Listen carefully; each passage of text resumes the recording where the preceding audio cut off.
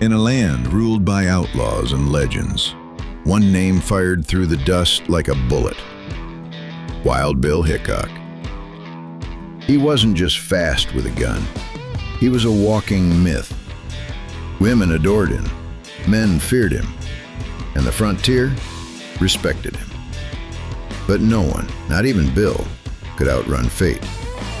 This is the true story of James Butler Hickok, the man who saw his death before it came. Childhood to Civil War. Born in 1837 in Illinois, James Butler Hickok was raised on stories of justice and honor. As a boy, he was already fast, curious, and quick to defend the weak. When he was just 18, he fled home after a fight left a man presumed dead. That brush with death would be the first of many. He changed his name to Wild Bill and headed west into a world of blood, smoke, and untamed justice. The deadliest gun in the West, lawman and duelist. Hickok's name began to spread after he killed David McCandless in Rock Creek in 1861. Though disputed, many saw it as a showdown of justice versus brutality. Hickok stood tall, twin pistols holstered low, always calm, always deadly. He was a showman, dressing flamboyantly with his iconic long hair, buckskin coat, and ivory-handled revolvers. But behind the style was a precision killer who could shoot with either hand and hit a target dead center at 75 yards. His duels were legendary. None more so than the one with Davis Tutt in 1865, the first recorded quick-draw showdown. At 75 paces, Bill dropped Tutt with a single shot to the heart. The myth was now reality. The shootout at Rock Creek.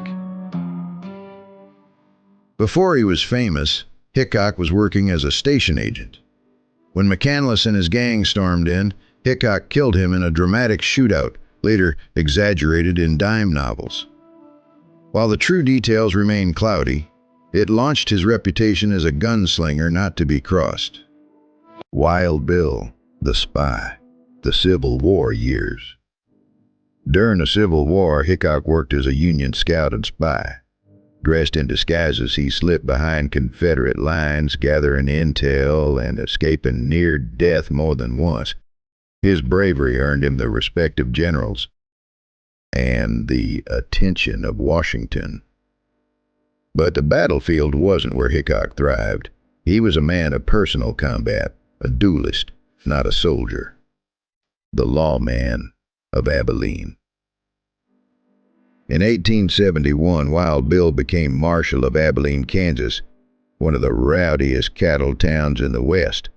He enforced the law with an iron stare and a fast draw. He tamed the town, but not without blood. His sense of justice was absolute. He once shot his own deputy accidentally and was haunted by it forever. The weight of being both hero and executioner began to crush his soul.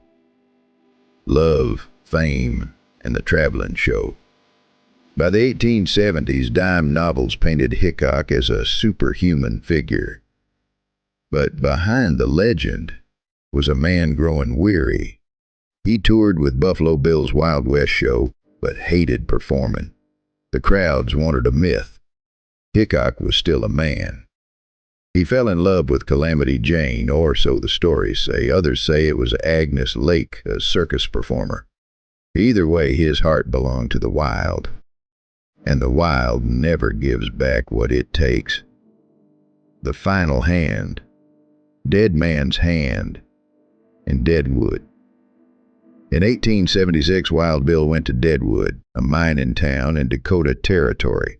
He was nearly blind in one eye, but still carried his revolvers. On August 2nd, while playing poker, he asked to sit with his back to the wall. No seat was free. Jack McCall, a drifter Bill had humiliated days earlier, walked in and shot him in the back of the head. Bill died instantly, holding a pair of aces and eights, now known as the dead man's hand. The legacy that echoes through the West. Wild Bill died as he lived, suddenly, violently, and without fear.